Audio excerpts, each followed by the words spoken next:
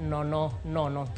Piny Kenya kod Angola oketo kokgi e ogirimiti 11 mar nyayo weche mag ohala, limbe, wuoth kachiel gi tego osiep e kind pinje ariyogi. E kinde limbe mokwongo mar jatend piny Angola motimo pacho kae, jatend piny Angola Joao Lorenzo kod jatend piny William Ruto ochopo e winjruok mar duoko wuoth mag ndeke achiel kachiel kowuok e pacho kae nyaka e piny mar Angola. E okenge mag nyayo ohala e kindgi, jopiny Angola bende koro ni thuolo mar biro pacho kae ma onge obok wuoth mar visa kaluwore gi winjruok makamae.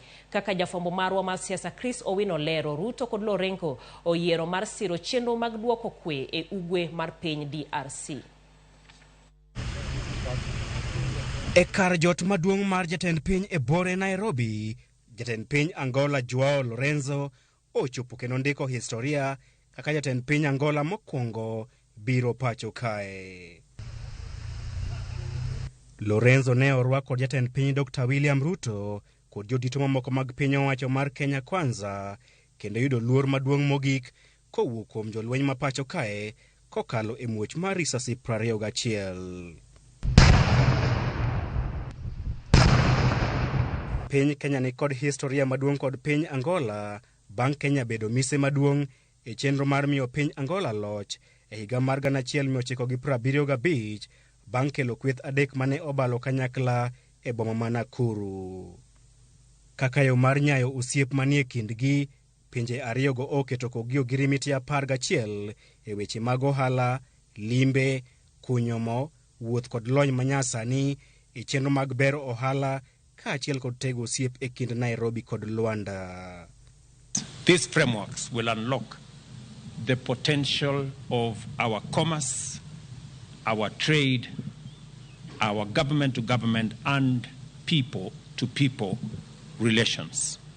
E ogirimiti makamano, piny Kenya kod Angola ochopo e winjruok mar tieko mapiyo chenro mar duoko wuoth mar ndeke achiel kachiel kowuok e pacho kae nyaka e piny Angola. We have discussed to expedite and conclude discussions on the resumption of direct flights between Kenya and Angola as a mechanism of boosting the movement of people, movement of goods, movement of services, as a way of escalating our trade numbers. We committed ourselves during our deliberations today to do our utmost in order to resume that connection, not only the existing one, maybe to expand and have the two air companies to fly from both capitals. Jatend piny William Ruto oyango ni okang' makamago dhi nyayo weche mag ohala e kind pinje ariyogi. Our trade numbers have moved from 60 million 4 years ago to 350 million last year and to the early part of this year. We believe that there is tremendous potential and scope for these trade numbers to go up into the billions.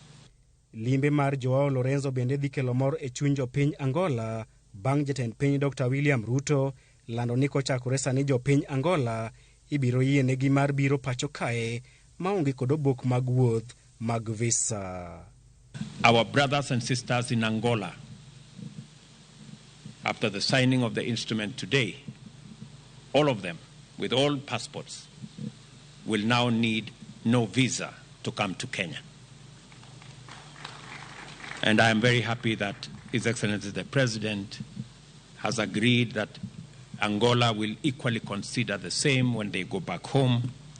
E komachielo, Ruto opako piny Angola kuom telo ne chenro mar duoko kwe e ugwe mar piny DRC Congo kokalo e winjruok mar Luanda.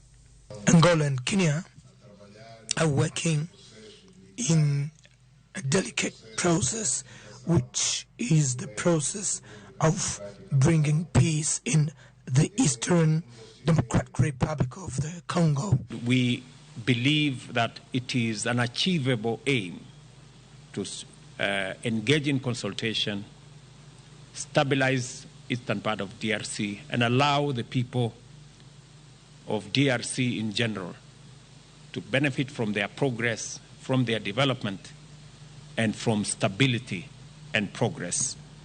Jotelo ariyogo oyiere ni kinde osechopo mar timo duto madwarore mar tieko lweny kod gwandruok mar siasa e ugwe mar piny DRC kendo singo mar tiyo kanyakla mar chopo lek makamano. Limbe mokwongo ma jatend piny Angola e pacho kae geno mar nyayo weche mag ohala e kind piny Kenya kod piny Angola kaachiel kod goyo jek chenro mar kelo kwe e piny DRC. Chris Owino, Ramogi TV, State House, Nairobi. Mutni ne omuoche nyasi mar romo mar joma mine e tiegruok